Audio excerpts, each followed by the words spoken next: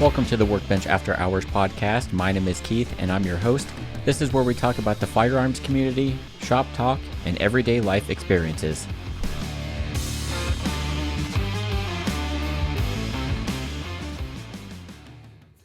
Welcome to episode 56. Chris is here with me again, and he's going to tell us what we're drinking this week. Well, we got 3 bottles in front of us. We do. So. That's our main topic, is kind of what these mean, but we are trying only one of these. Yeah, Early Times, bottled in bond. Mm-hmm.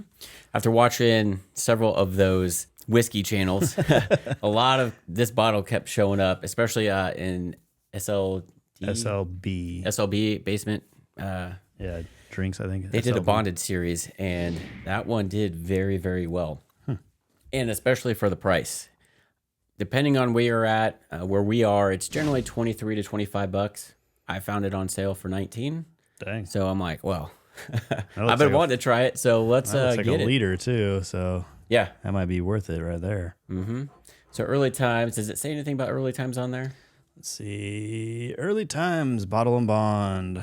Our tribute to historic bourbon whiskey making honors the quality of standards forth by the U.S. Bottled and Bonded Act in 1897. This is an act that requires whiskey to be a product of one distiller that is distilled at one American distillery during a distilling season. So the whiskey must be aged for at least 4 years under government supervision in a secured federal building and bottled at 100 proof. Yep. Most of the bonded bottles you see now will have that little thing explaining what it is. We'll go into that in more detail, what it is when you see a bottle that says bonded or bottled in bond. But let's go ahead and crack it open and see what we get. Try it neat, see what we get. I know Chris isn't probably going to be the biggest fan of it neat because it is 100 proof. It's a little, he tends to like 90 or under. Yeah. But that's what ice is for. Exactly. I had some more of that Glenavich last night, just a little bit neat. Oh, so good. Yeah, it was weird putting that on ice because it changed. Mm-hmm. Yeah, you definitely get caramel smells. Mm-hmm. I'm not picking up any spices, really. You can smell the proof. Yeah. Right off the bat. Yeah, you definitely, if I take a big whiff, you get that proof. Well, let's go ahead and try it and see what we get.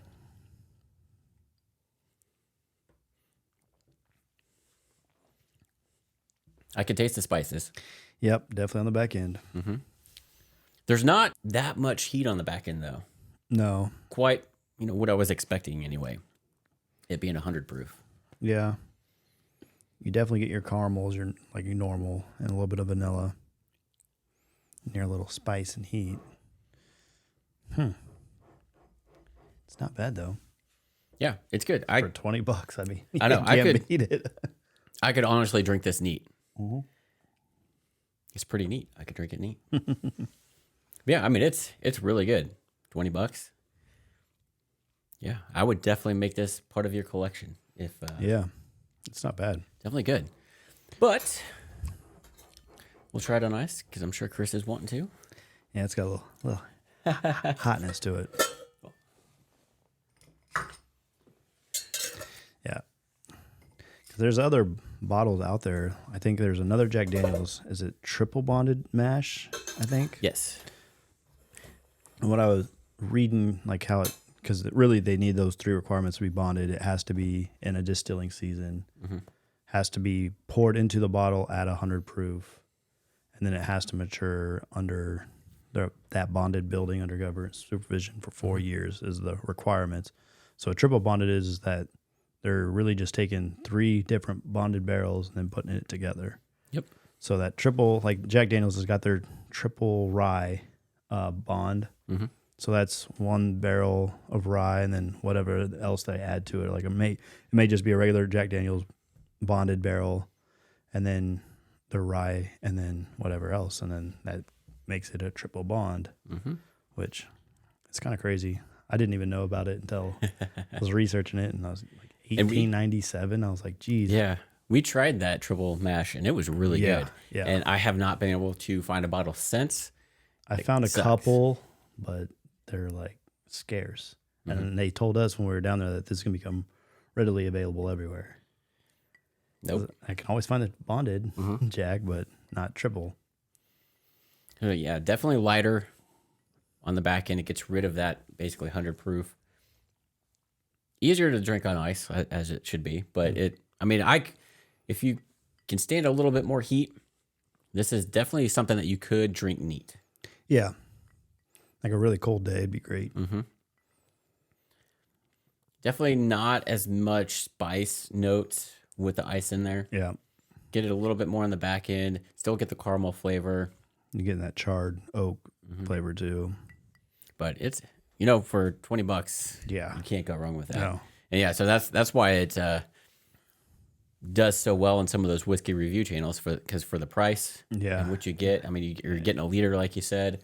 And it's bottled but bonded, so it's under strict regulations. So yeah, so if you are at a liquor store, and especially a bigger one that just has rows of whiskey, we have several here in town, and I'll be there for like 20, 30 minutes just going back and forth looking at all the different ones because they rotate them, and some new stuff that I haven't seen before is out, and you're always like, all right, what do I want? What do I want? What do I want? Do they have anything that I'm looking for? You're trying to scan it real slow to make sure you don't miss anything. Yep. What's something I haven't seen here before? And then obviously looking for sale prices and things like that. But you come across, you have your whiskeys, you have your bourbon whiskeys, and then you have bonded, it'll say bonded or bottled in bond. You have your single barrels, single barrel proof, small batch, cask strength, so many different types. Yeah. And we'll go into that in some future videos. I know we did kind of the bourbon versus whiskey. Yeah. But we want to kind of focus on what does the actual meaning of it if it's bottled in bond or bonded, because it's a little bit different. And it's kind of got a cool history, and they've become more popular.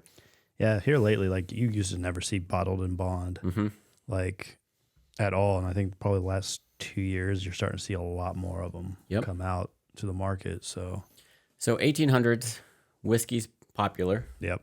If you've seen any Western cowboy movie, they're always drinking whiskey in a bar and then playing poker and then fighting. Yep. But always drinking whiskey, right? Yeah, always. And so with its popularity back then, there wasn't much control on what was actually being put in the whiskey.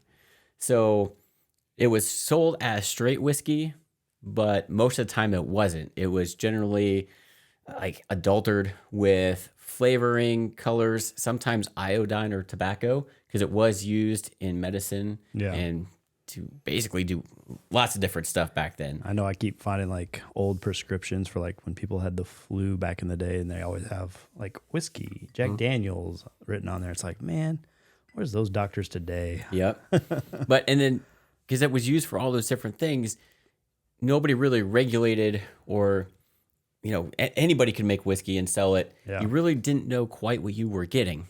So the government, kind of with some of the top producers or distillers, came up with the Bottled in Bond Act of 1897. Yep.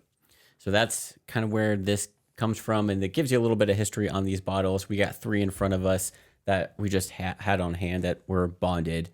But like Chris said, it has to meet a few different qualifications to be labeled as bonded or bottled in bond. In order for it to be that, and it's not just whiskey, it can be any type of liquor that's distilled. But basically the U.S. government standards identified the need for this to be controlled.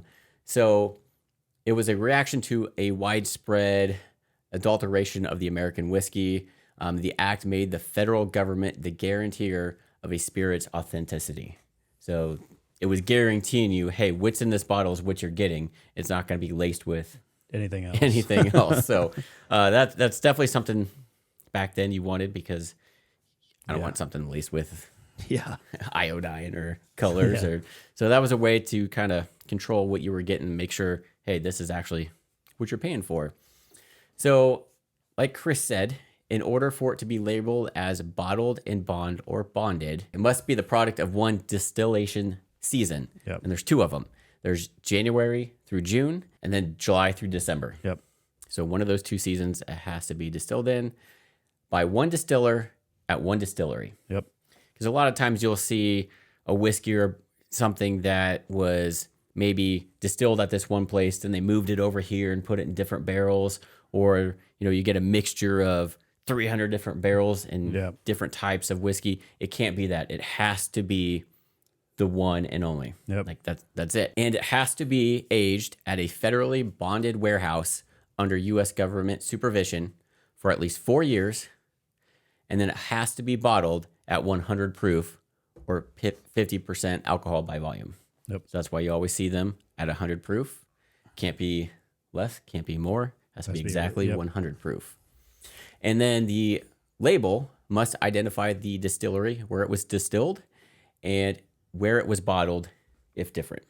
Yeah. And you always see on these bottles, it says bottled and distilled here, or if it's moved, it'll say it on the bottle like this, Evan Williams. Yeah. What's it say on there? It says bottled and distilled and bottled by Old Evan Williams Distillery, Louisville, Kentucky. And then it also has Bardstown, Kentucky. Okay. So I'm guessing it probably got moved. Mm-hmm. What does the Jack Daniels one say? Jack Daniels. They got that fancy bottle. It says it is big, bold Tennessee whiskey. It was layered notes, caramel. No, that's talking about the taste. I think this is just... You might say it. Is that... Say it right there. Distilled and bottled by Jack Daniels Distillery, Lynchburg, Tennessee. Okay. Somewhere like Jack that does everything... Right there. Right there. You're going to be... Yeah. So, but yeah, that had to be a little bit... I think when we did our tour, didn't she say they were the first ones to have a bonded warehouse out of all the distilleries? I think so. I think that's what she said. So, which was, we didn't know at the time what it meant. Yep. But now we do. Yep. So once this came into act, it was basically consumers considered it the term to be an endorsement of quality. Yeah. So you're getting quality whiskey when you buy something bottled in bond. And because of that, because you have to meet those strict rules and you can't mix different bourbons or whiskeys or bunch of different bottles in there, it's kind of considered a craft. Yeah. It's not something that... Because really it becomes almost a single barrel at that point too. Mm-hmm. Because it's really only one barrel because it's matured for that season and everything. So yeah. So it can be regarded as a better indication of the distiller's skill, making it similar in concept to a single malt, small batch, or single barrel. Yeah. Because there's a lot more room for error because you're not mixing in a bunch of different ones. So if you've ever had a single barrel, it's that one single barrel that it came from. It'll say what batch, what barrel number it came from. Yep. The date. Yep. There's going to be different flavors in between each one. They're not going to be consistent. Like if you get Jack Daniel's number 7. Yeah, where they're taking 300 barrels and dumping it all in one and mixing it. So you're getting that that consistency and flavor. Yep. Is what she said. Yep. So you could buy a single barrel and it'd be totally different because of where it's stored at and temperature fluctuations, where it's at in the warehouse. Yeah. Yeah. So you may try one single barrel from like say Jack Daniel's, not like it, but then go back and try it again and like it because it's got a little different tasting notes in there. Yeah. It's crazy. Yeah. And then to get it at that 100 proof, you know, so this is kind of like more of a craft, kind of a skilled thing that they have to do to meet these qualifications. So I'd almost think these should be better than your single barrels that because they do have that strict quality control. But I don't know. They so that when this first came about, there were some tax incentives and everything to join to be part of that act. It was popular for a while, and then kind of in the mid in the 60s, 70s, 80s, it kind of phased out a little bit, but it's come back in recent years because bourbon and whiskey is becoming more and more popular.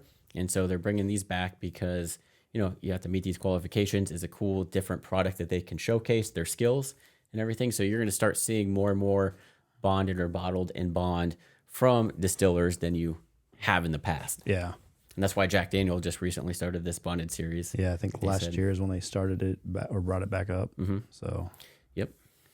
Yeah. So if you're at the liquor store looking around, now you know what it means if it says bottled in bond or bonded. Yep. Kind of a cool history. Yeah, it is.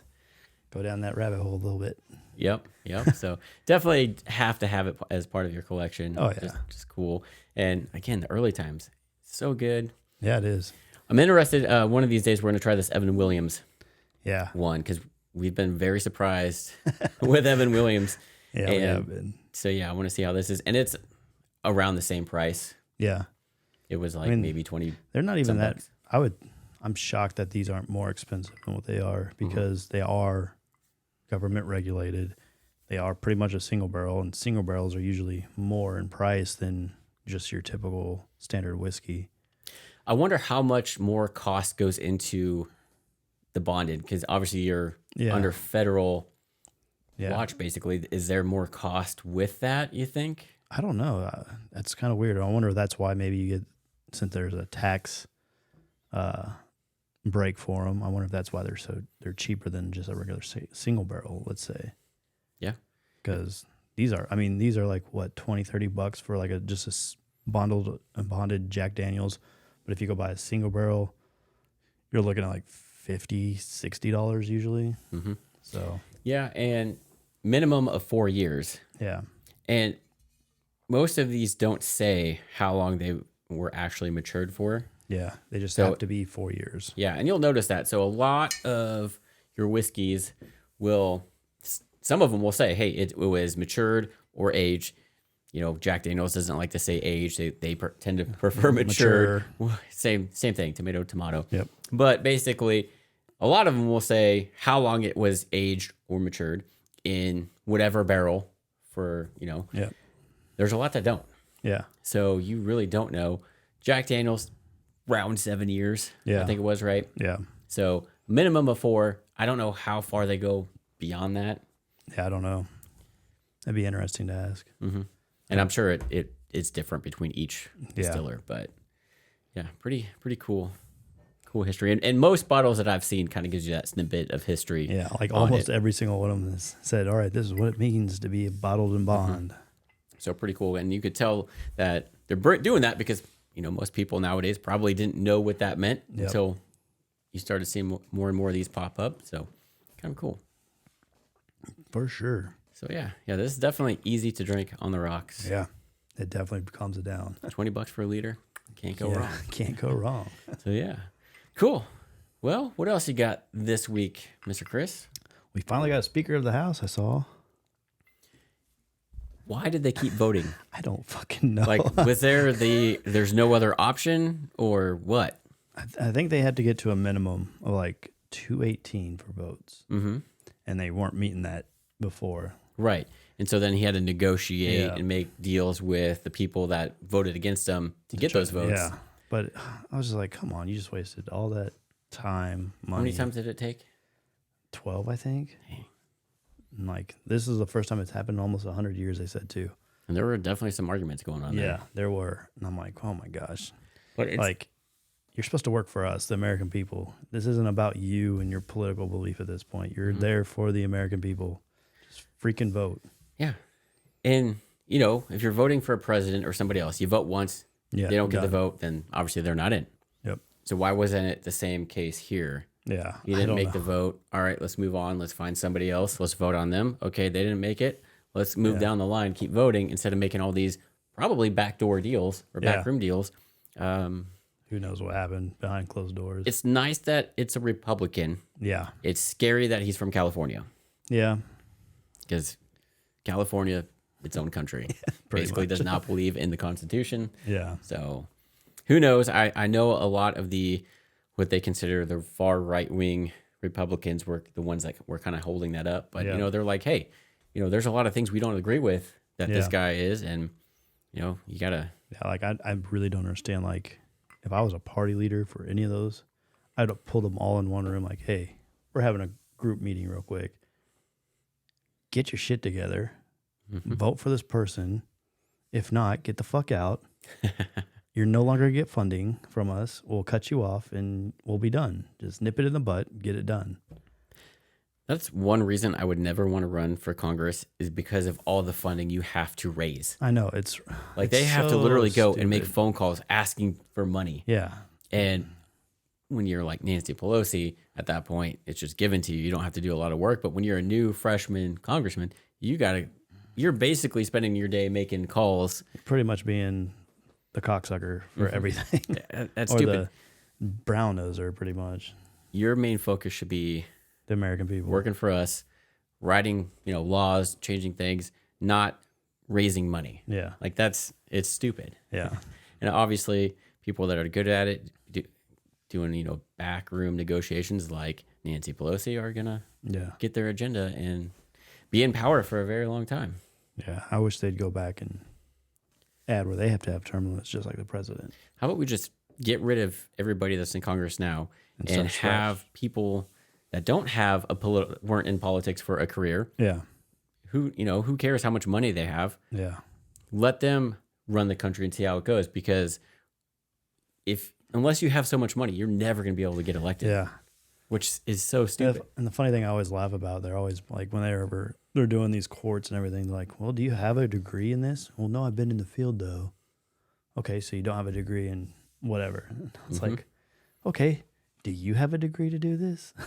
Do you have this education to be a politician? Yep. Like, I don't know. I wish I'd be really bad, probably backtalk, get in trouble. Yep. You know what we skipped? The gun of the week. We did. So, what's the gun of the week? Gun of the week goes in hand with one that we did a little while ago, was the Mosin Nagant. Yep. This is a variant of the Mosin Nagant. This is a Mosin M44. So it is a shortened version of the M9130 that we had on last time. Let's see if I can change this. So obviously it looks pretty similar to it, just cut down. One of the main differences when you see this is the bayonet is actually mounted to the side. And then it's kind of like that SKS where you got to push it in and it flips around like this and goes up there. I don't want to do it just because limited room here. But man, these bayonets are nasty looking because they got basically what looks like a cross or whatever, and that'll tear you up. Tear somebody up. But these came about in World War II era, 1943 to like 48 or something like that. They were making these because, when you're running around with a full M9120 or M9130, it's long. It's not good for close quarter combat. So they wanted basically a carbine model of that, and this is what they came up with. There's different variations from when they first came out with this to the final product. You'll notice that there are some differences in kind of the sights. The front sight was a big one. The way the bayonet is mounted, there's some differences there. Some of the plating and stuff like that. But for the most part, it's still just like the original M9130, just a smaller package. Still has weight. Yeah. I mean, it's definitely, if you want to hold it there, it's definitely got some weight to it. Yeah, it's about like 4 or 5 ARs probably. Yeah, yeah. It's I had 2 of them. I sold the other one. Wanted to keep this one because it still had the brass tab there, but still different manufacturers. This one's a 1944 from the Ivicek, however you say that, manufacturer. There's ones from Tula, kind of a bunch of different ones. This is a forced numbers matching. So you'll see it has the original serial number on the actual receiver there, but then on the butt plate, they kind of made some, or maybe it isn't. Maybe this is matched. It's hard to tell if it's forced matched because you see how they kind of. Yeah, it looks like it's got different numbers or. Yeah, they definitely, somebody kind of grinded that area down right there, but yeah, I don't know. It's hard to tell. It's hard to tell because they can just stencil whatever the hell they want. Yeah, I don't know. Maybe it is all matching, but the problem is, got that big old import mark on the side of the receiver there. Yeah. That was lasered in, taken away from the history of these damn things. This was imported from Oregon's Carpentersville, Illinois. But still shoots 7.62 by 54R, and I mean still comes apart. The whole bolt and everything's the same as the M9130. Comes apart the same way. Little different in taking that bolt apart than what you're used to. Not quick and easy, and Got a couple videos on that, and it takes some getting used to taking that bolt apart. But as far as like taking it down to do your general, cleaning, not too bad. It still has the cleaning rod mounted in here. This one has a sling, pretty worn, so maybe original. There's a lot of aftermarket ones that some of these came with. Still got the front sight here that's adjustable for up to, I think, like 400 yards or something like that. But front sight is adjustable too. Just using iron sights to shoot that far would be oh yeah, and just nuts. imagine trying to sight one of these things in. Yeah. Like, oh, I mean, you're using not the best ammo anyway, and then yeah.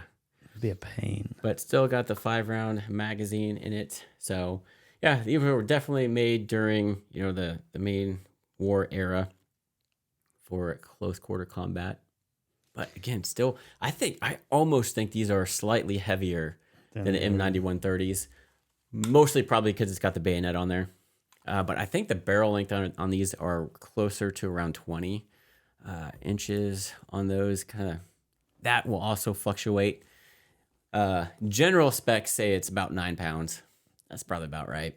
Yeah. Overall length is around 40 inches. Barrel length is about a little over 20. And then sight radius is 16.5 inches. So, yeah, it's manufactured from both the Tula Arsenal and the Izhvitek Arsenal, however the hell you say that. All Russia, obviously. Izhviska? Yeah. I don't know.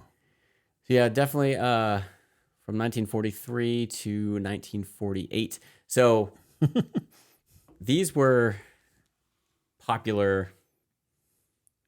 Just looking at the numbers produced. Yeah. How it skyrockets. You can tell when the war started. 44 and 45. Yeah, so 1943, there were about 50,000. 1944, 3.6 million. Definitely jumped. 1945, 3.4. And then we're going down to 189,000 in 1946.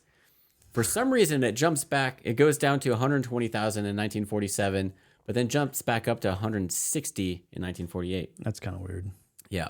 And those were all from the Izhvitek. I think that's how I say it. Izhvitek. Yeah. And then Tula only produced them in 1944, and they made 100,000. Man. So cool history on that. But yeah, these are cool. Definitely something. They're CNR eligible. So if you have a CNR collector's license, you can get one shipped to you through that license. Just like the regular M9130 Mosin Nagants, obviously there were a ton of them made. Yeah. They were pretty readily available. And then now they're not. And if you do find them, they're a lot more than they used to be. It's crazy. Collectors.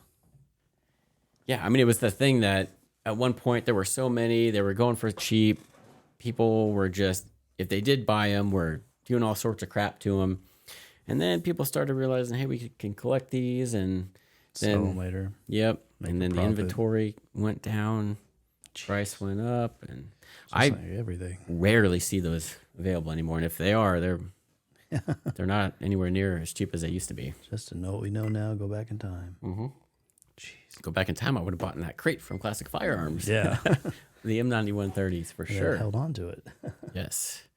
Yeah, definitely. And man, it sucks because I had a Swiss K31, which are supposed to be like the most accurate out of all the older military rifles. Never shot it. It was in really, really good condition. They are going for double what I paid for that thing. I think I paid $3 something for it. And now they're going for like minimum $6, but mostly are like $7 or $8. Man. Like, damn it. Figures. Yeah, I know. Always. Yeah, that was definitely one. I'm like, I haven't shot it. It's been sitting in my safe for years. Ugh, Yeah. need the wedding money. Now I'm kicking myself. Because, I mean, it was in really good shape. Yeah. Perfect. And they're cool. You see the Russian guns and the Chinese ones a lot. You don't see too many Swiss ones. I mean, they've been around.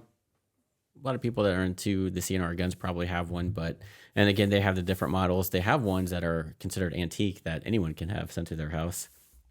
But the K31s were pretty popular. They had the straight pull bolts, so kind of a unique design. Man, Yeah. That's why you shouldn't sell your guns. Yep. We're all like, oh, these polymer guns, blah, blah, blah. Who knows? In like 50 years, they'll probably be collectors too. Yeah, probably. Who knows what guns will be made out of 50 years from now. If there's even guns. True. We'll get Joe Biden out of the office and we'll be fine. Hopefully. So did you see that a circuit court ruled that the ban on bump stocks are unconstitutional? I think I saw something on that.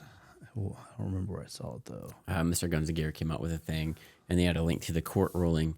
But I forget what circuit court this was. But basically, the ATF was fighting them, saying for whatever reason, it was constitutional. Even though the ATF cannot make law, they're there to enforce it. Yeah. They don't think that way. They think they make the law. But really, the way that law, the ban was passed, wasn't constitutional. There was no vote on it. It was just like, hey, these are now illegal. And a lot of people didn't realize overnight they're a felon.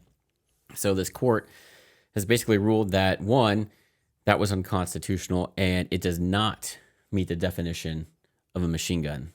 Unlike the ATF is trying to portray this. Yep. It's not. It doesn't mimic it, sure. Yeah, to an extent, but Yes. you're not holding down Yeah. your trigger to fire multiple rounds at once. Yeah. Machine gun is one trigger pull, hold it down, and it fires more than one round at one time. Yep. And that's also the definition of an assault rifle. Yeah. The bump stock, you pull the trigger, and then if you didn't do anything and just, we're holding it really tight or something, pull the trigger, it's only going to shoot once. Yep. What it does is use the force Recoil. from the recoil to kind of reset the trigger and then pull it back, and kind of mimics full auto if you get a good grasp of it. Take some practice, but luckily this court ruled that, hey, the way it is it does not meet the definition of that machine gun. So this whole ban on it is unconstitutional. Good job, courts. You did the right Yeah, thing. ATF is arguing that, but we'll see what happens because they're supposed to be coming out with that whole pistol brace ruling. Yeah. Who knows if they're going to throw something about the bump stocks in with that. Yeah, I know. I've been looking at building a pistol. Mm-hmm. What caliber? 300 blackout or 458 SOCOM. The only thing is the 458 SOCOM's a big fucking round. And I was like, man, I don't know. I think I'd probably rather shoulder that, and I better make a freaking rifle. I don't know. I love my 300 blackout, especially since I have a can for it. Yeah. What I don't like is the price of the ammo. Yeah. You're still 75 cents to a buck a round. Yeah. Or more, depending on what you get. 5.56, still pretty cheap. Yeah. I mean, not as cheap as it used to be, but still, compared to 300 blackout. I'm to the point I got two. And I was like, I just need to take one and convert it. 300 blackout's a good one. Yeah. It's in between an 8K round and 5.56, and good for suppression. Yeah. So if that's on your radar, It is, but I want it for the 6.5. I'm pretty sure if you get one big enough for the 6.5, yeah, you can shoot lower calibers with it. That's why I was thinking 6.5 because that's the biggest round I got. there you go. Decisions. Cat, don't listen to this. A can is like $50. Yeah, sure. Mm-hmm. Yeah, I just go to O'Reilly's, right? Yeah. Don't mind that $200 tap sand that goes with it. Yeah. But if you think about it, like we've said before, the tax stamp, $200, it hasn't changed in price. Which is good. Yeah, so it should be a lot more. Yeah. If you think $200 back then when that first came about, that was a lot of money. Yeah, now with inflation, probably be like quadrupled that or more. It would scare most people away. Yeah. Because it's like, no, we don't want to drop the money on that. But luckily, for whatever reason they had written in there, that price has not changed. Now, do I agree with the fact that a suppressor's on the NFA? No. I don't agree with it either. And we've discussed this How many times? Yeah. So. But yeah, I was thinking about it because I was also going down that rabbit hole looking at optics again. Yep. And that's why the whole reason I was like, should I just build a pistol? Why not? I can always convert it back, right? Mm-hmm. Keep that upper, and then just do the lower. Keep the lower the way I want, and build another upper. Yeah. Swap them out. Yeah. Decisions. All that's different is the barrel and the break at the end. So I can use the same bolt. Mm-hmm. Same bolt, carry group, same charging handle. You can use the same magazines, but they make specific ones for 300 blackout. Magpul does. I shoot mine with the 300 blackout specific ones just to prevent any issues that could pop up. But you could technically use a standard 223-556 mag. Yep. But just be prepared to pay more for that ammo. Yeah, I know. Sucks, but and 450 SOCOM is probably not cheap either, right? No, it's not, and definitely not as available. That's 300 blackout. No. Yeah. Both. Just build two of them. Yeah. I mean, all you really have to do is just swap out the barrel. Take the handguard off. Yeah. Changing the barrel isn't that at difficult. That point, you just buy two uppers and just build two of them separate. Well, yeah, but I'm trying to convince you, instead of buying two uppers in the handguard, you can just technically get away with just the barrels. Yeah, but that's a pain in the butt swapping them out. It's easier just swap a upper on, undo two pins, put two pins back on, and go. And at that point, why not also just have a dedicated lower for each one too? No, I'm not. And then you don't have to swap out the upper with the lowers and No, I'm not doing that. That's too much work. He says that now. Says it now. I do. Yeah, because I was going down that rabbit hole. And I was like, oh, I could build one. And I started looking. I found a Wilson Combat lower for like $85. And I was like, And then I found a bolt carrier group for like $120. Nickel boron skeletonized. I'm like, this can go bad really quick. Yep.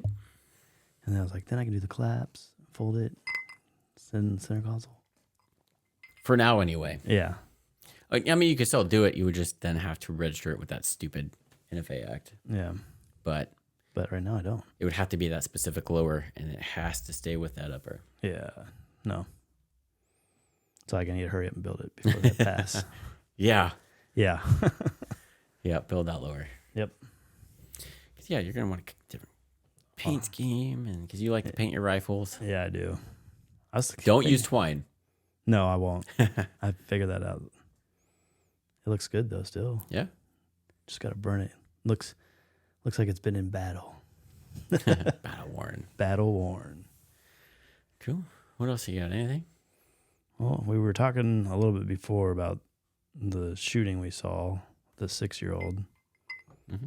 And I haven't seen much on it other than like headlines. Yeah. And my question is, how does a 6-year-old chamber the round on a handgun? Because I know for most people, a kid's not going to be able to chamber a round on it. Most handguns. Do we know what handgun it was? No, we don't.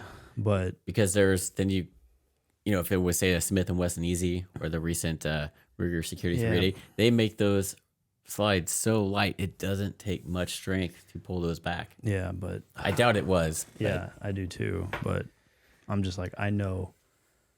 So what are they? Since I know nothing about this, what's the history on this whole thing? Supposedly, so the parents bought this gun. It was legally registered and everything, and I guess the kid took it to school, shot the teacher with it.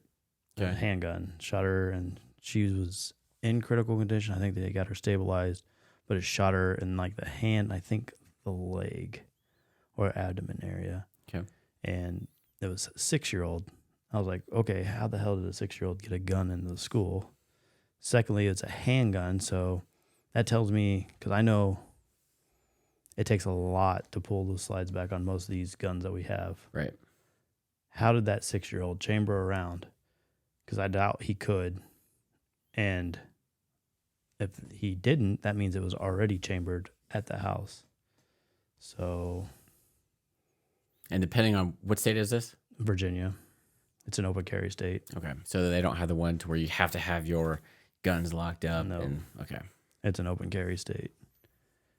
And they didn't say what type of pistol it was? No, they didn't. Because that's what I was like, what type of pistol was it? I was like, but first thing that came to my mind was like, how the hell did this 6-year-old chamber around on a handgun?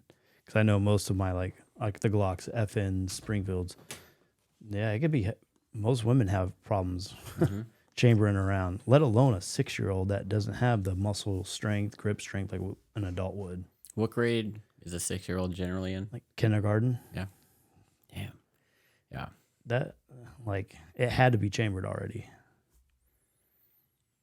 So, yeah, because you would think even them trying to figure out how to chamber it, they could probably accidentally make it go off. Yeah. They don't do it right, or accidentally are holding the trigger or something. That or slide by the crap out of them, and then they're not going to want to hold it.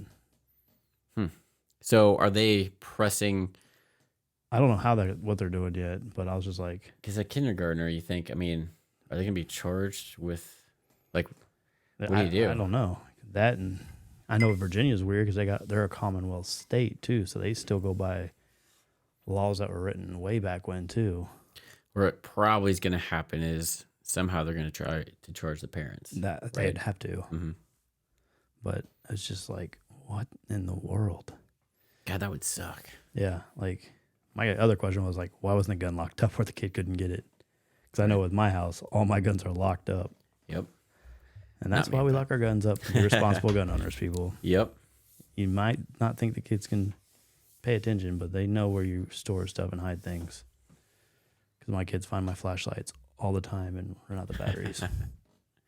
Damn kids. Yeah. Found them with the streamlight and they left it on. I was like, you motherfucker. So was it last week I had the Glock 21 out? Yep, with the O-light. So I didn't realize I put it away in that case with the light on, or somehow it got turned on. And as I was bringing it like back in at the end of the night, I saw this thing coming through the zipper and I opened it up and the light was on, felt the light. It was so freaking hot. Like it was, oh my God, like. Yeah, my streamlight, well, they left it on. I was like, oh no. And I turned it, it was burning. I was like, oh. It's like, well, there's $20 worth of batteries just down the drain. Yep. Brand new. Yep. But yeah, I saw that and I was just like, it just started raising red flags. Like, how does this happen?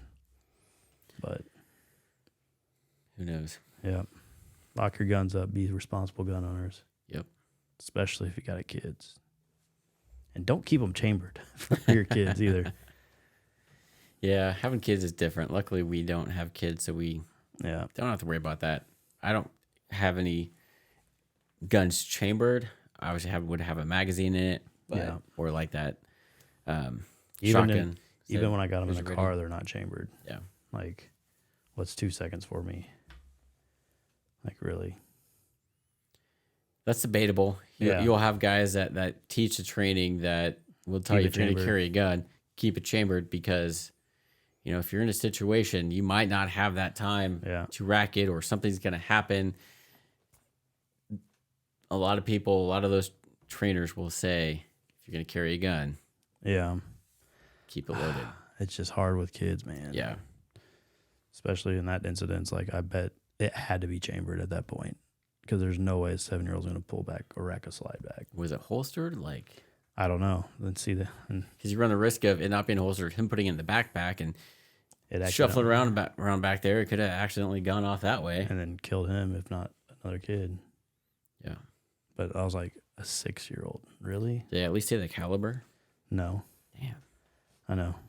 I'm sure we'll hear more about it in the news because I'm sure they're going to be like, oh, ban guns again. Oh, man, it was a Glock. A kid got a Glock. Yeah. Had a Glock switch. No, it didn't. They said the kid it actually have a Glock switch. They said the kid knew how to proficiently shoot it too, and I was like, a 6-year-old really knows how to professionally shoot. Where's he at in competitions? He'd probably be ranked. You never know. I mean, there's some kids that are young and their parents start them young shooting, and obviously you're smaller calibers and stuff, but who knows? Yeah. I mean, but I'm like, so was this on purpose? Do we know? Yeah, they said it was. It was. He was mad at his teacher or something. I was like, what the? These kids need to learn. And parents need to be able to discipline their kids like they're supposed to. Quit being snowflakes. Mm-hmm. Don't hit them. It causes psychological damage. Yeah, but you know what? back in my day, we didn't have all these gun shootings like we are now because we got the ass beaten out of us and fear of God put in us. Mm-hmm. Yep. Well, football season is coming to an end here pretty soon. How'd you do? Did you win your last game? I did. Ooh. Did. So there were it was down to 19 of us that week, and only one guy got lost. So 18 of us won the pool. So we split the total winnings 18 ways. Nice. Yeah. Man, because I picked Seattle. I didn't watch the game. I'm like, because there's a lot of money on the line here for this. And this is the first time I've made it to the very last week. I've come close, but with a lot of money being on the line for a $20 entry, it's like, oh my God, this would be awesome. And I picked Seattle because Seattle was one of the basically only ones I had that were the favorite to win. Yeah. And my only other option was the Colts over Houston. They were a 2.5 point favorite. Thank God I didn't go that route. But so I picked Seattle. They had a 5.5 point favorite. Yeah. If you watch that game, it came down to overtime. Yeah. It's like, and I wasn't checking the scores. I was trying to keep myself busy by like cleaning the house and stuff. And my wife was like, "Oh my God, it's in overtime." I'm like, "Why would you do this to me?" Shut up. Yeah. And then Hunter started texting me and all this stuff. I'm like, oh. Yeah, I made 2 bets this weekend.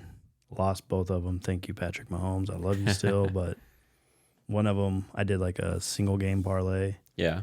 And I chose like Patrick Mahomes was going to throw 265 or more. Have at least 28.5 points scored for the Chiefs. Jerick McKinnon scored an anytime touchdown, and I threw K-State beating Baylor in basketball. And then I put a 100% boost on it. And like, I would have won like $500 on like a $25 bet. Yeah. And I was like, okay, Jerick McKinnon got it. And once we got that over that 28.5, I was like, hell yeah. And then Patrick Mahomes had like 170 yards in the first half. And I was like, I'm about to win me some money. And then he finished with 202 yards. And I was like, son of a gun. Why? Think he'll be MVP? Yeah, he has to be. You'd hope, but who knows? I mean, they showed what? Only Tom Brady, Drew Brees have had multiple seasons with 5,000 yards, 40 touchdowns thrown. Drew Brees has 5. Tom Brady has 2. Patrick Mahomes now has 2. And this is only his 5th season. Mm-hmm. Let's hope. I think he has it. He has to have it. I mean, yeah. His numbers. And he led everything. Touchdowns thrown, yards. His completion was high. I mean, who else can throw to themselves, catch it, and still get yardage?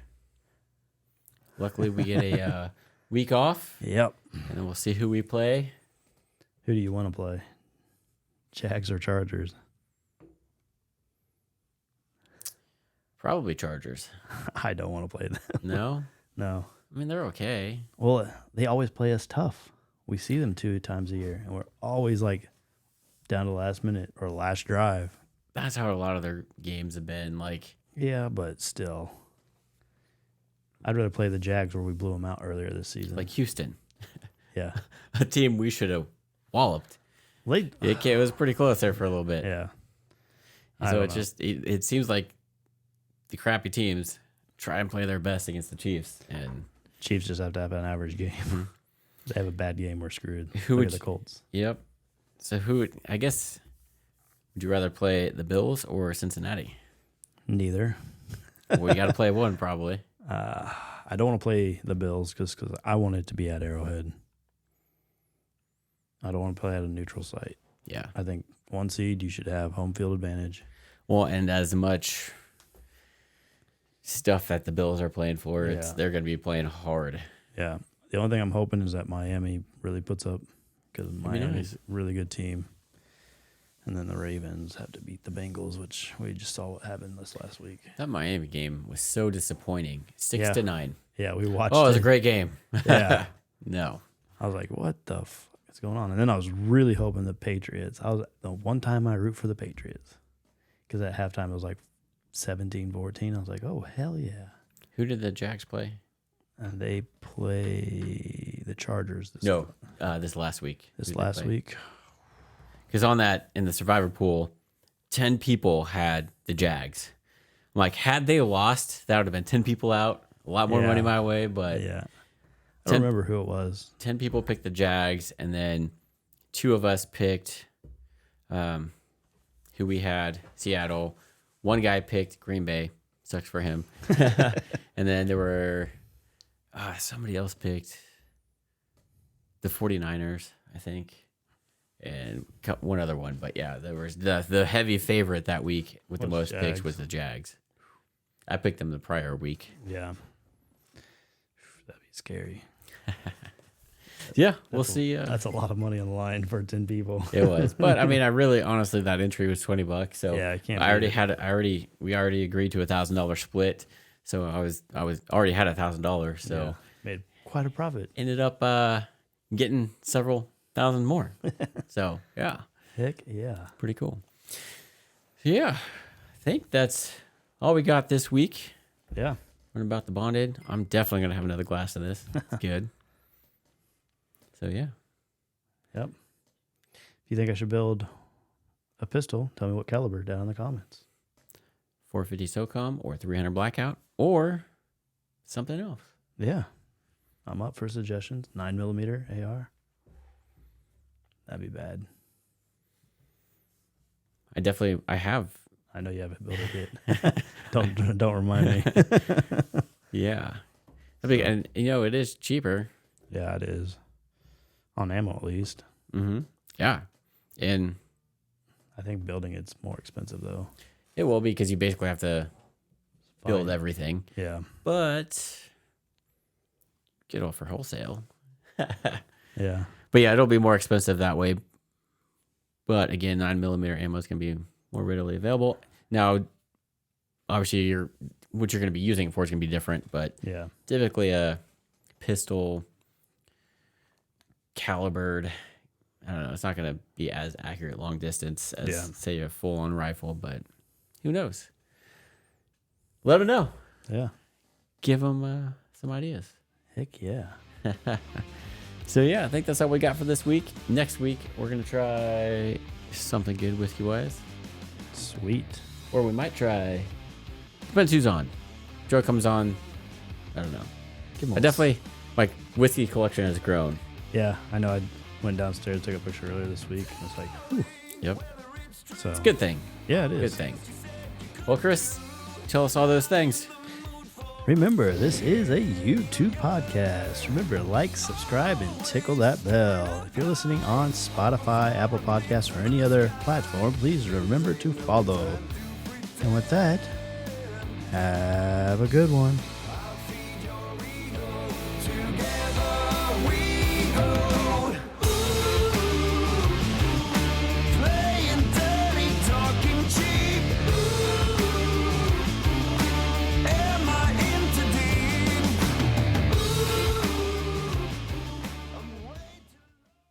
Oh my God, I forgot to hit record.